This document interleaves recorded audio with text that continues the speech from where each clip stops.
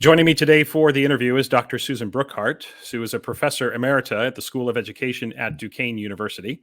She is also an independent education consultant, professional developer, and prolific author. Sue's interests include the role of both formative and summative classroom assessment in student motivation and achievement, the connection between classroom assessment and large-scale assessment, of course, grading. Sue is the 2007 to 2009 editor of Educational Measurement, Issues in Practice, which is a journal of the National Council of Measurement in Education. She's an author or co-author of 20 books and numerous articles and book chapters on classroom assessment, teacher professional development, and evaluation. She has also received the 2014 Jason Millman Award from the Consortium of Research on Educational Assessment and Teaching Effectiveness, and the 2015 Samuel J. Messick Memorial Lecture Award from ETS. So an illustrious career, to say the least. On a personal note, Sue has been a huge influence on my thinking around assessment and grading, so I am very much looking forward to this conversation. Sue, welcome to the podcast. Thank you, Tom. It's delightful to be here. Yeah, it's wonderful to have you here. I'm so happy you agreed to join me today because what I said is true. I have looked to you on many occasions for guidance around assessment, on grading, on building rubrics, and sort of the whole range of topics in the assessment and grading area. I would say you are a major influence on my career. So, and I know that there are so many different directions that we could go with this conversation, and we have a limited amount of time. So what I think I want to do today is I want to begin with sort of a view from 30,000 feet, and then maybe get into more specifics as we go through our conversation together. So I want to begin with this idea of an assessment system. You know, so many people talk about developing an assessment system in their schools or their districts, but when you press educators on what that actually means, some are actually quite challenged to articulate it clearly. And so they just sort of divert to this idea of, I'll know it when I see it, which of course isn't really good enough. So from your perspective, Sue, what does it mean to develop a comprehensive assessment system? That's a good question. And I have two answers. The first answer is the official answer that you'll see in lots of published works, not only mine, but lots of people's. If a district says it has an assessment system, it usually means that it has or thinks it has a comprehensive and coherent set of assessments that together cover the information needs of people at various levels in the system, from the superintendent on down to the kids, and various, I guess I'd say, grain sizes of information. So the superintendent doesn't really need to know what Johnny needs to learn tomorrow. He needs to know how math is doing in our district. So they need very aggregated, very large constructs, very generalized information, like you might get from a state test. And the teacher can't teach on generalized information. She really does need to know what exactly should I be working on tomorrow morning. So a comprehensive assessment system has all of those information bases covered with a set of assessments. And the idea of coherence is that they should all be complementary, with an E, completing each other. So that if, for instance, the formative classroom assessments talk about writing as a process, then a writing large-scale accountability test is not slapped on that sees writing as a sort of reified one-time thing. So that's typically what people do, and they do things like assessment audits. So they go through and they mention all the assessments that are available, who uses them, and do they get the information they need, and all those are great things to do. And most people find that there's another sense of comprehensive too, and that is that all important learning goals are indexed somewhere, that we don't miss a few just because there's not a test or a performance assessment for them. And an audit on just that is great, and also often shows districts little places where they need to plug some holes, or where sometime I worked with the regents in New York once. They did a little audit process, and many districts found that they had too much. They could cut some of their assessments because they had, for instance, many places where student writing was assessed, and they didn't need that redundant information. So that's my official and first answer, and you can read all sorts of authors' takes on that, from very scholarly to very practical. I also like to talk about a systems aspect to classroom assessment that people don't usually talk about, but that is actually, I think, at least as important, if not, I mean, I'm a former teacher, not a former administrator, so to me it's more important, but that's where I came from. And that is that the system of learning in your classroom, what the teacher does, what the students do, what together they think learning is, how they make their, is this the kind of a classroom where student questions are welcomed, or where students are actually, when they talk, just looking for ways to be shown that they have right answers? Classroom management, how, what counts as a good thing to ask or a good thing to do, and how you even reward and punish students if you do that, or do you do something else besides rewarding and punishing, and have them help create an atmosphere where everybody tries to learn. All of those things in a classroom make a huge difference in how both formative assessment and classroom summative assessment, which is grading, happen. You can have the most wonderful feedback, but if students think they're not really there to learn, they're there to score points, it'll wash right over a lot of it. You can have a really great grading policy, but if students see a grading policy as their reward for doing something, that if you don't grade it, they won't do it. And you, at least as much as me, have certainly heard complaints about both formative assessment and grading things. I'm doing this, I'm doing that, it's not working. It's not that they're doing something wrong. They're inserting something that should be a good thing into a system that's not set up for the kids or the teachers to really take it seriously. So the systemic, cultural, I'm not sure what word I want to use, but how everything works together. It's instruction, it's assessment, it's classroom climate, it's classroom management. All together, that little system in a classroom is, to me, really the one I want to work on. I think it's a harder nut to crack. Anybody can list a bunch of assessments and give them. But when they talk about assessment systems, they usually mean the first thing that I said, not the second.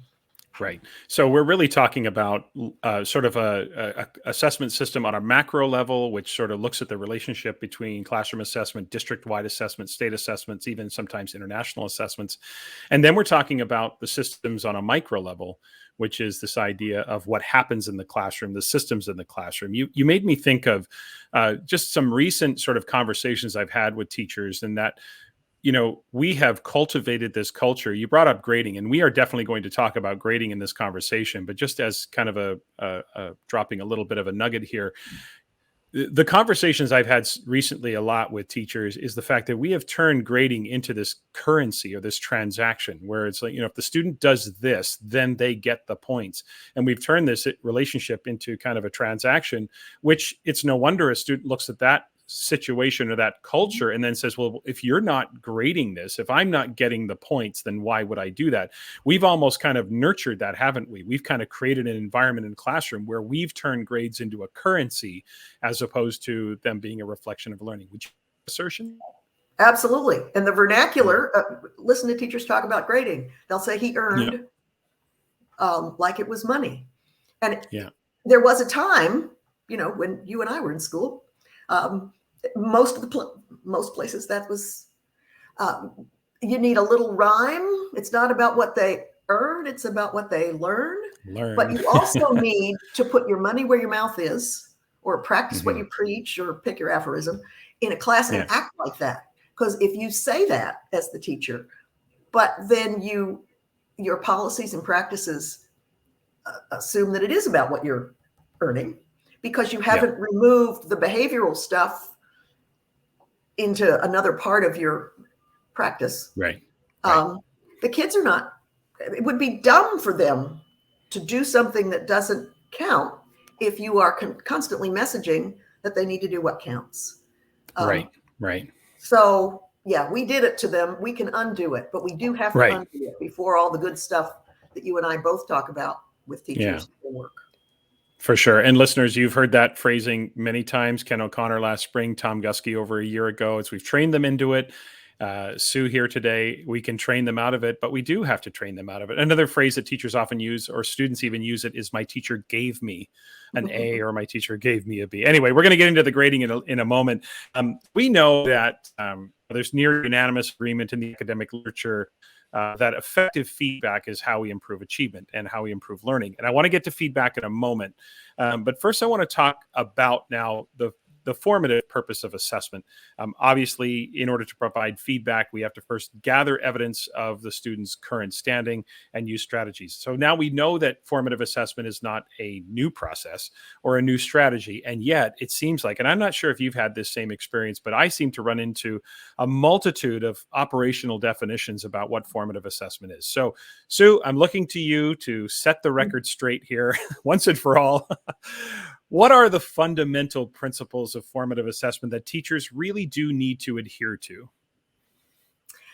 Well, I don't know if I can do anything once and for all, because there are many authors who Come on now. made a lot of hay writing about nobody agrees on formative.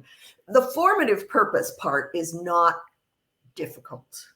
And people who try to make it difficult are just plain resistant or something.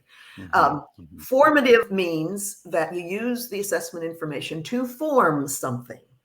And most of the time, you're talking about forming student learning. And for me, that means that the students have to use the information as well. I personally would have loved to stick with that as the definition of formative assessment, where students and teachers together use assessment information for the teachers to teach better and for the students to figure out what to think next or study next or how to act next in their learning. But as several authors, including most recently in my case, Dylan William, have said, it's not worth fighting the fight. People will still call things like interim assessments formative because they actually do form something. But what they form is teacher lesson plans. And it's yet another step before you get to student learning. I think he's right. I'm willing to say that it's a purpose. It's not an assessment. You can use a unit test as a formative assessment. If you give back the unit test and have kids go through it and summarize what they still need to study and give them a chance to do that, and that's a formative use of what is a summative assessment. But the formative purpose, as long as you're forming something that will lead to learning, that's formative. Where we get into trouble is, and why I wanted to keep students as a requirement of the definition, and I think I've lost that battle, is that it's not new that teachers, I mean, even years ago, before you and I were born, teachers, it's not a new idea that teachers look at what their kids can do and then they give them the next thing. We didn't call it formative assessment. Not all teachers did it. Some of them walked through textbooks. I realize that, but that's not a new idea. And teachers, good teachers, do that. And that is acting formatively. What's new is that we have realized, and it's only since behaviorism passed and cognitive psychology, cognitive learning theory came in, and then all the spin-offs of that, that we realize the kids have to have their head in the game. They're not just responders to our lesson plans. And that's newer. It's not new for people. I mean, that was what, the 60s when that thought started to happen in research. But by education standards, it's a newer percolating into practice. And that's the thing that I think people need to, that's the thing you need to wave the flag about, because the other isn't anything you have any trouble convincing people to do. Right. So I like to emphasize the fact that effective formative assessment involves students in understanding what it is they're trying to learn at some level, and aiming for it choosing both cognitive and motivational and behavioral strategies to try and get them there. Good teachers realize that if you give them the information like that, they will help you teach it to them, because if it's clear where they're going, they'll try to get, most of the kids most of the time will try to get there. So formative assessment is information assessment that yields information for decisions that lead to learning. And my personal emphasis would be on those classroom learning level, lesson level things that involve students. Yeah, I think you bring up you brought up a lot of great points, but there's 2 points that really resonated with me. One was the idea of forming. I love that notion of forming because it implies action and doing.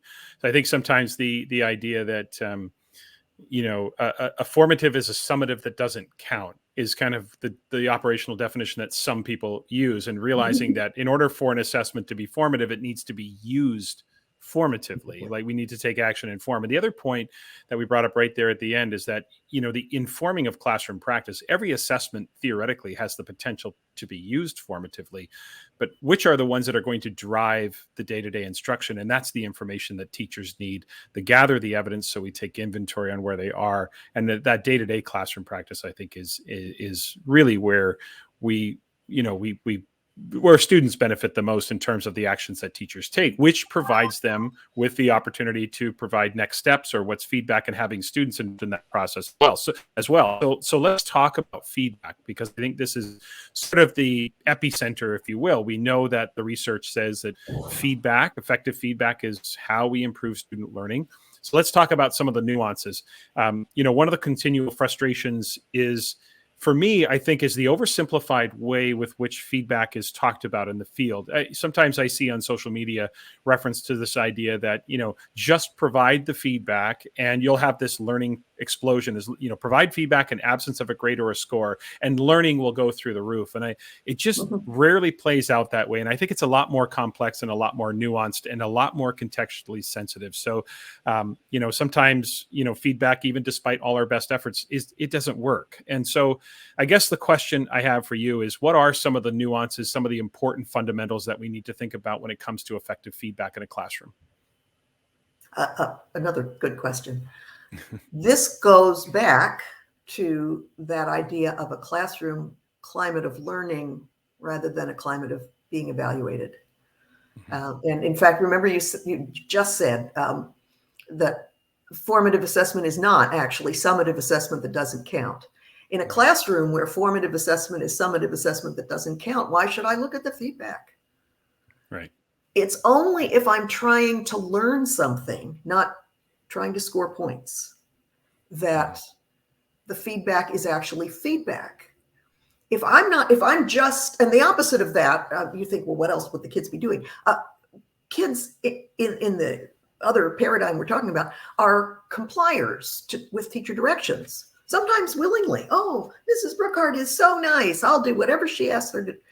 But they're doing it because I asked them to do it, not because they realize that if they do this, they'll learn to write better, or they'll learn a certain kind of math better, or whatever. Only if you're trying to learn something is feedback advisory to your little effort to do it. Otherwise, it's just another set of teacher directions you have to follow. And if it's just another set of teacher directions you have to follow, that again, that's a compliance thing. Right. And it doesn't engender or bring out those self-regulated, I'm going to change something I'm thinking, or some of my motivations to do this. I'm going to realize I should take it seriously, or some behaviors like I am going to choose to do that next problem, or I'm going to choose to look back at this problem I just did because, I'm not sure about it. Or all of those student choices only make sense if feedback is in the context of, we're all trying to learn this, and I personally, the student, am trying to learn this. So that classroom culture is a big thing. Another thing about feedback is a lot of the feedback studies study characteristics of the message. Is it immediate? Is it detailed? Is it descriptive rather than evaluative? All great things, which you and I both routinely recommend teachers do. Right. But that's just one part of the message. Feedback as an episode of learning in this little cycle where I'm trying to learn something and I practiced and I get some feedback, and then I needs a couple more things besides a clear message that is intended helpfully instead of evaluatively. One of them is that the teacher has to learn something in that feedback episode. They have to learn something about, the student is expected to learn something about what they should do next. Fine. But that's not all of it. The teacher also should learn something about what the student is thinking. So the teacher can make an informed next, not only informed next instructional move, but an informed choice about what to put in that feedback. Because you could put 100 things in feedback on most kids' work. But effective feedback picks those ones that kid should do next. And you don't know what that is unless you have some interpretation or understanding of what the student is thinking. So feedback episodes need to give teachers formative information as well. And then finally, you'd think this one would be a duh, but it's often overlooked. And that is, kids have to have an opportunity to use the feedback. Right.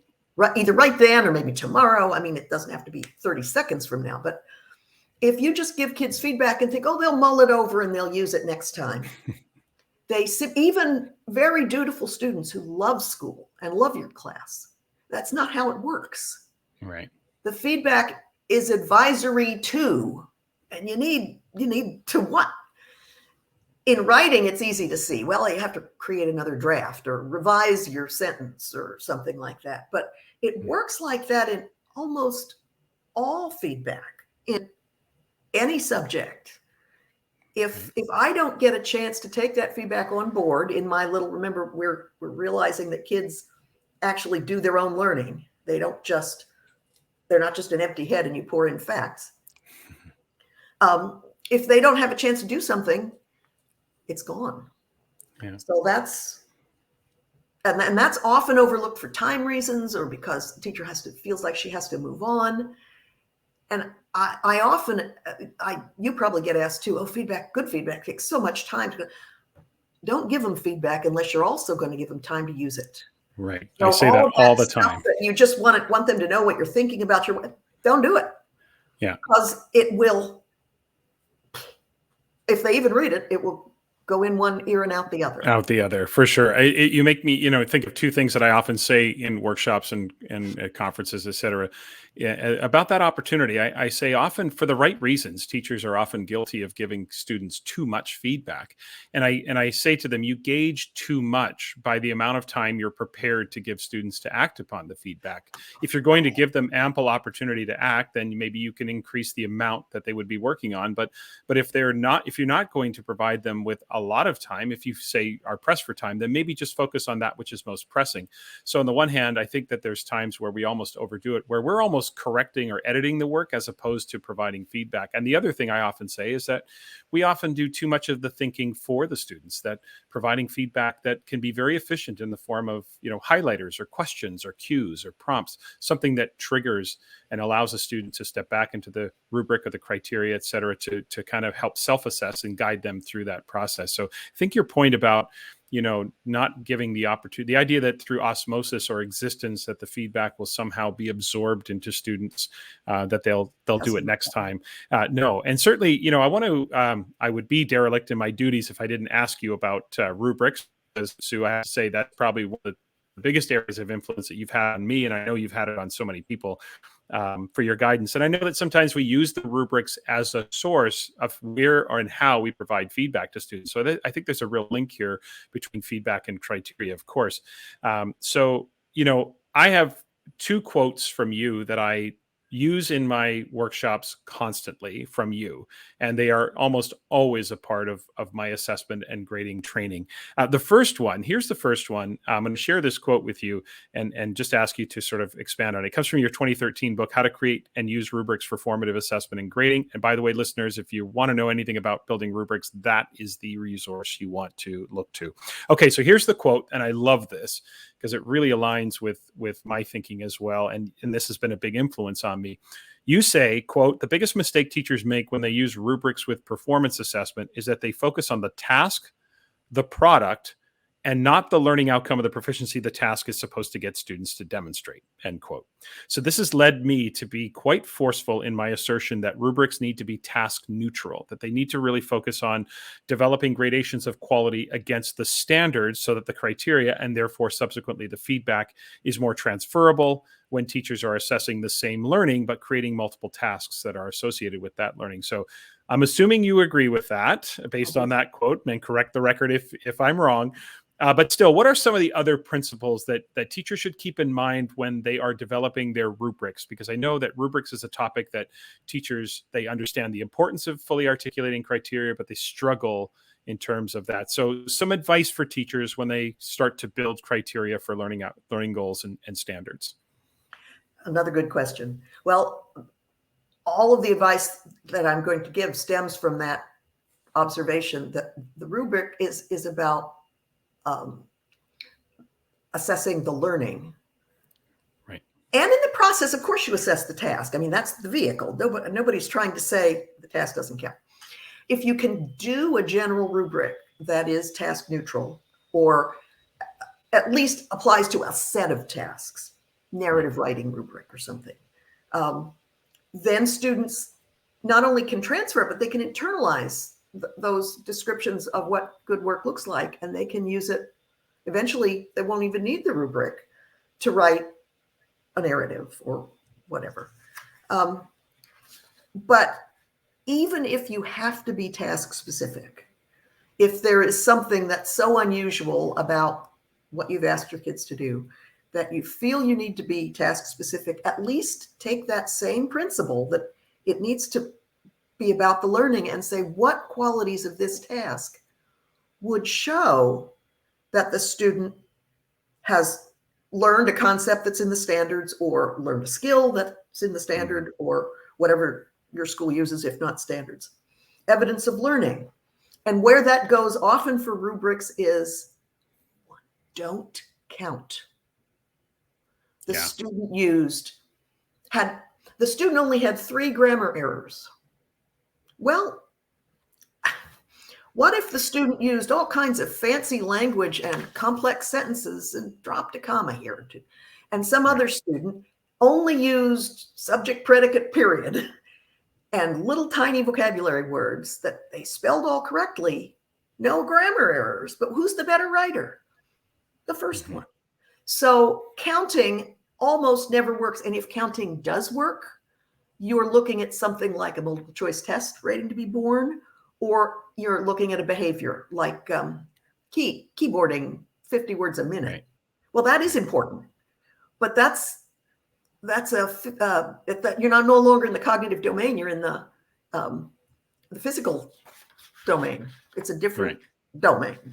So don't count.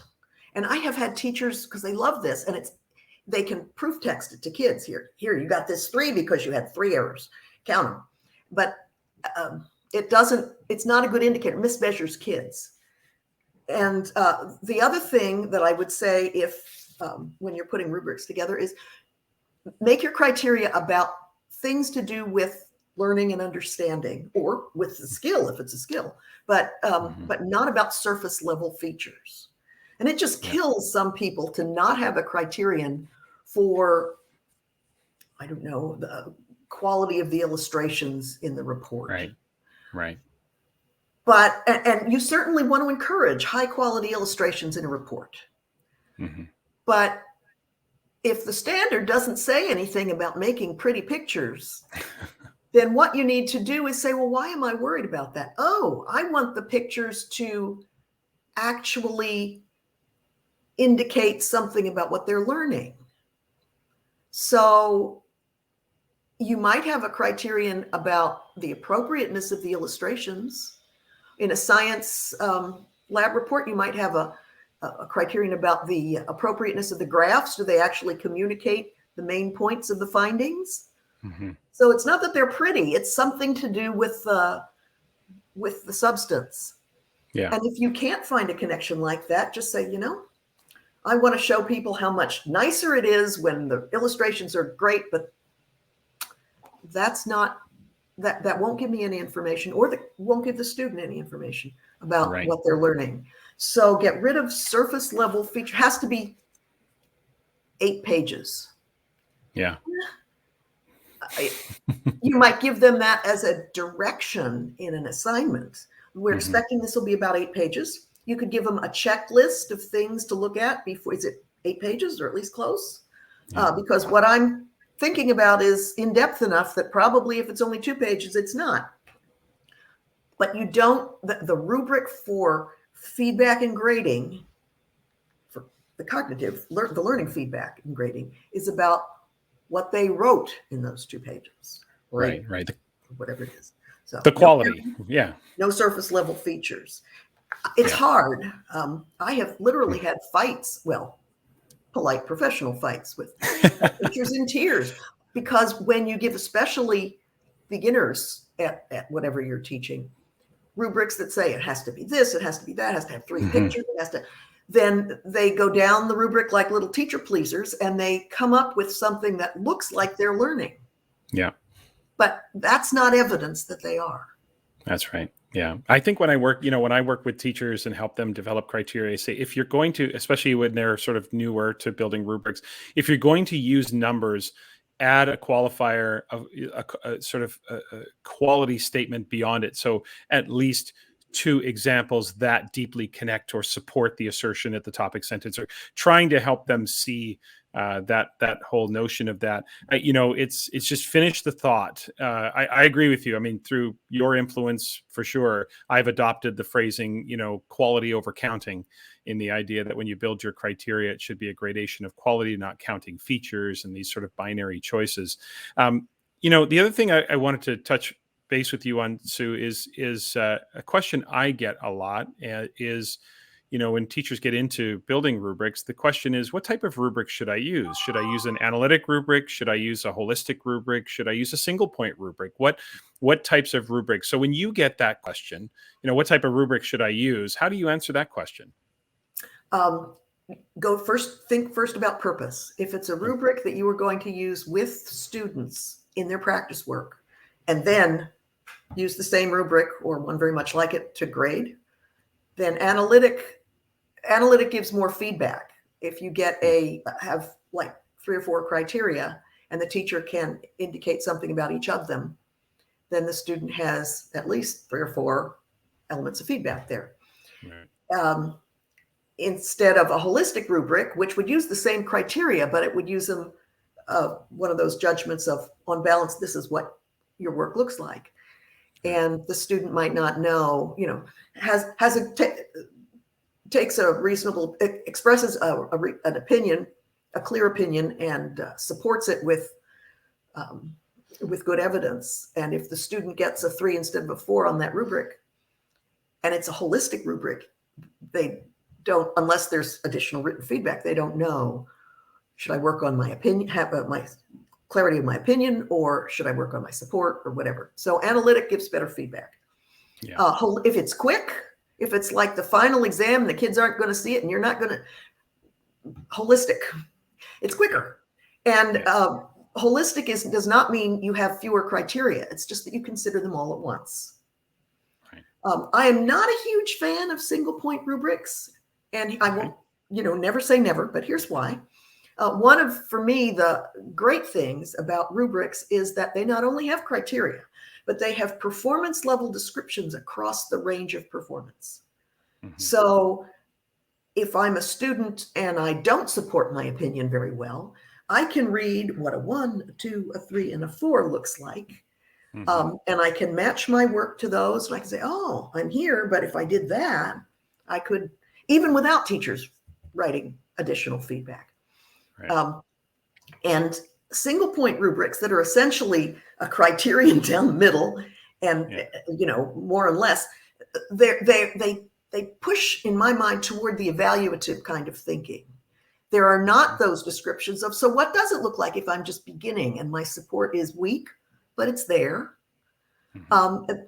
And there's not that descriptive in the box under 2 that says several reasons are mentioned, but are not explicitly connected to the the point of view the Mm-hmm. author is taking, or whatever. Mm-hmm. And this, without those descriptions, I think rubrics lose. I know they lose a lot of formative power, which for me is the more important part. Mm-hmm. And if you use them in grading, they just, it's so I'm looking at this. Are you better or worse? It Right. sort of pushes people toward a more evaluative decision rather than the descriptive stuff in those. I think the argument from some, I suppose, is and I think this may be a fair point, is that they on the one hand, they do allow for more personalized feedback and more personalized description, but I think it's naive not to recognize they are definitely more labor intensive, that to use a single point rubric is going to take up much more time. And the lack of performance indicator along the gradation of quality, I think, would be something to be aware of. And maybe using a single point rubric in tandem with your analytic rubric might be, build the analytic rubric, and then maybe from there, tangentially, you can build your holistic rubric or build your single point rubric maybe for peer assessment or anything like that. I suppose that's where some teachers go with that. Interesting to hear you say that you're not a big fan of it, but I think the reasons are pretty clear, and certainly I understand where you're coming from. But I want to talk about specifically about grading, because there's two parts to the grading conversation. I want to pick up this idea of rubric, because I know that something teachers really do struggle with is using an analytic rubric for grading, especially when you have, say, a number of aspects of quality on your rubric. Let's just, for argument's sake, say you have 6x4 rubric. You've got 6 aspects of quality, 4 gradations, or 6 aspects of quality, 4 gradations along the top. And now I have to put a single entry into my grade book. I only have one space for it. I don't have the opportunity to enter 6 grades or 6 scores or 6 levels, etc. Nor should you. So, nor should you. So what's the advice? What's the most effective way to grade using an analytic rubric? If you're talking about literally the calculation that you do to get from that matrix literally, of how do I get a score or a level? My personal favorite is the median, because they're not. Let me say first what you should not do. Okay. Do not average them in the sense of, 3 out of 4 is 75%. Because don't add up the box and find the ratio. That's right. No, don't do that, because a 3 and a 4-point rubric usually is pretty much proficient, not great, but pretty much what you were aiming for. And a 2 is on the way. It's not 2 out of 4 is 50%. Don't do that. Right. There are lots of other ways to do it. I like to take the median, because rubrics, they're not, they're just orders. It's not the case that you have to learn as much to get from the bottom of a 2 to a 3 as you do from the bottom of a 3 to a 4. Mm-hmm. They're ballpark chunks of quality. And so if you have 6 rubrics, 6 criteria, and 3 of them are 4s, and 2 of them are 3s, and the other one is a 2, I could argue that, and you take the median, that's 3.5. So you've got a borderline score. You've got to decide, is it more like a 4 overall or more like a 3? You can average, though, if you average those things, 4s and 3s and 2s, and you come out with 3 point something. I don't know how much violence that does, but then you need to say what when you put it in that grade book, what's going to happen to it? Because if it then eventually gets averaged so that it feels like it's out of 4 points, don't do that either. Another way to do it is to make a decision rule and say, if I have at least 3 4s, and none of the others are a 1 or whatever, then it's a 4. Again, that's perfectly all right. It's also okay with me to mix the way you do that based on the kind of assignment and rubrics you have.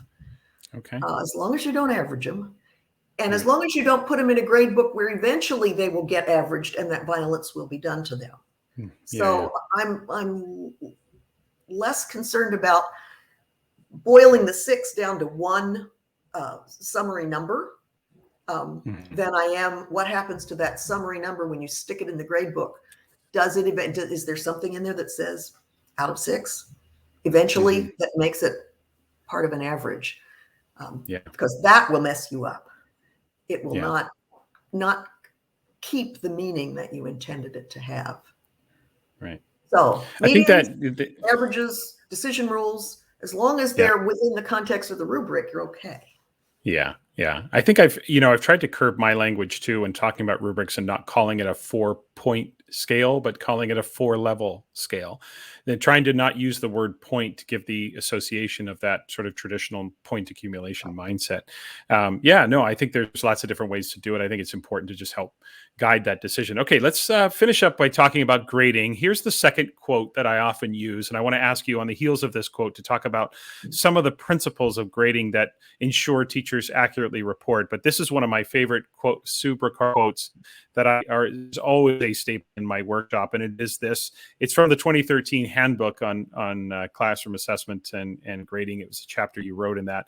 The quote is this, quote, "Validity is in question when the construct to be measured is not purely achievement, but rather some mix of achievement and non-achievement factors." And I often paraphrase that with people by saying, if I were to say that in layman's terms, I would say the accuracy of what we grade and report is compromised when what we're assessing is not purely achievement, but a mix of how much I know and how well behaved I am. So what are some of the principles of grading that, on the heels of that quote around validity, what are some of the other principles of grading as we finish up here today, Sue, that teachers should keep in mind to ensure accurate reporting? I do want to finish up because I actually have another call coming, but it's we'll get you out of here. It's the principle of assessing achievement, I first want to say, does not mean that grades turned into standardized tests. They do not. No. 100 years of research says they never will. Classroom learning does include some contextual things. You learn, for instance, to read or write in the cocoon of the kinds of stories and writing assignments you got in the classroom that are not necessarily those disembodied kinds of questions that come on standardized tests. So nobody is asking you to take the heart out of classroom grading when we ask people to take the behavior part out. We're just asking you to say, how does this work stack up to what I expected, given the assignment I gave, given the instruction this kid's been through, with all the context and text. The first thing I'd say is, before you even grade, communicate clear learning targets to the kids. Because if they're not trying to learn it, then you have no business be grading them on it. Make sure your assignments are of high quality. So if a student really is learning that it will show, because not every assignment actually elicits the kind of response you might want it to. Use practice and formative assessment during learning so that it's not just summative assessment that doesn't count, but what it is another step on the way, and that the kids know that. So, and then make sure that the students do know where they are in that learning journey and what they've got, so that when you get to grading, it almost ought to be that you and the student could say, well, we know you're a 3, you're a 4, or whatever it is. Right. When you put report card grades together, so some of what we were just talking about, make sure that all of the assignments that you aggregate together are talking about the same thing. So if it's standards based, that they're all talking about the same standards, but even in traditional grading, that they're all talking about what the student was supposed to have been learning in your class this report period. Which means you have to keep standards-based records if you're doing standards. Use multiple measures, and I mean that not in a sense of let's give the kids 2 or 3 tries, but different assignments get at different aspects of student understanding, and putting them together, you have a richer picture of what students know. And then the big math or quantitative reasoning one that people often don't like to think about, but is super important, is use some sort of way to put the grades together that maintains the meaning. So if you have, I'll use a stupid example now just to make the point obvious, but if you have a test that you've graded and a kid gets, I don't know, 88%, and that's one of your grades, and then you have a big report that was graded on a 4-point rubric, so the kid has a 3. If you put those together in some obvious ways, it's going to be basically how the kid did on the test, because 88 is going to wash out 3.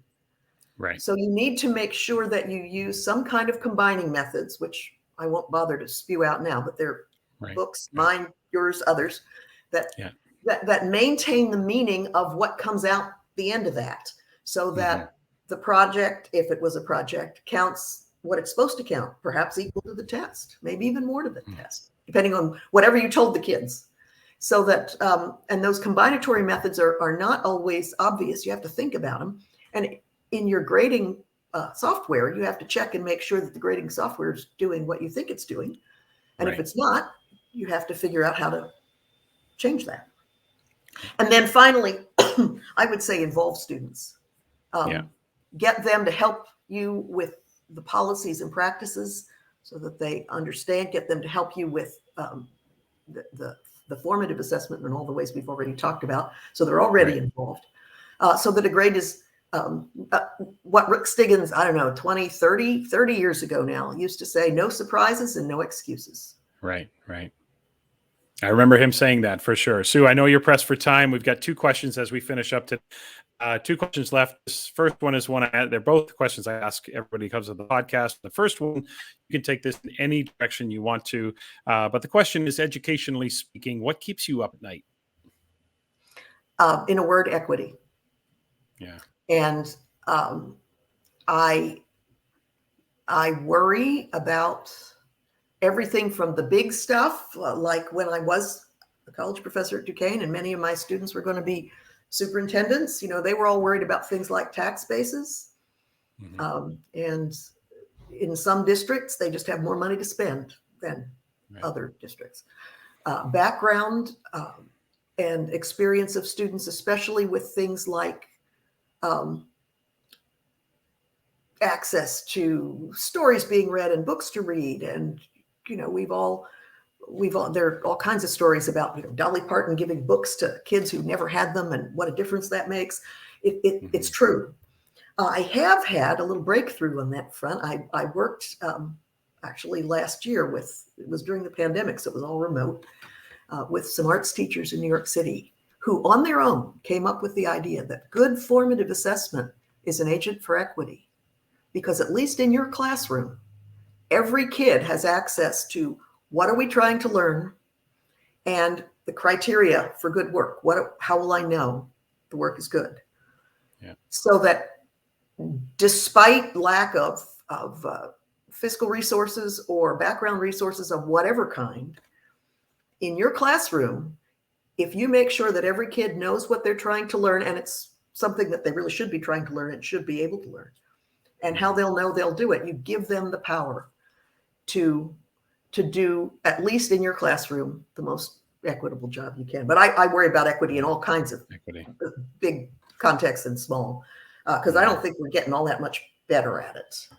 I think you're not alone in with so many people, and they're being kept up at night because of equity issues for sure in education. Okay, last question, and the question about success. The question is simply, if a random person stopped you on the street and asked you, what's your definition of success? How would you answer them, Sue? Well, I'm going to assume you mean, or at least what I can take it wherever you want. Learning. So if you ask us, if you ask me what's a success, what's a success at learning for students, that's when students can understand a learning goal and they take action cognitively, motivationally, behaviorally, in the choices they make to get there. If they're doing that, they're going to be successful at some point. Right. And they are already successful at learning how to learn, which an educational psychologist might call self-regulation. Yeah. But even short of how some psychologists measure that, if a student is taking steps to get to where they think they need to go, that's a successful learning experience in a classroom. The converse of that is a teacher is successful at teaching if they support students to do that, which means they do clearly share learning goals and they have practices in their classroom that allow students to make those choices and take those steps that we just said they should be doing. Because depending on how the classroom is set up, that's a lot easier to do in some classrooms than others. Yeah, and utilizing everything we've talked about in terms of those classroom assessment systems that we started our conversation with today. Listeners, you can and should follow Susan on Twitter. Her handle is @SusanBrookhart. LinkedIn, you'll also find Sue on LinkedIn. And the website is www.susanbrookhart.com. We'll have links in the show notes to all of that. So, Sue, I really enjoyed this conversation today. It was great reconnecting with you. So thanks so much for doing this. Thanks, Tom. I had a good time, and I hope we spread some good information. Yeah, we absolutely did. I know you did that, and appreciate having you. Thanks so much.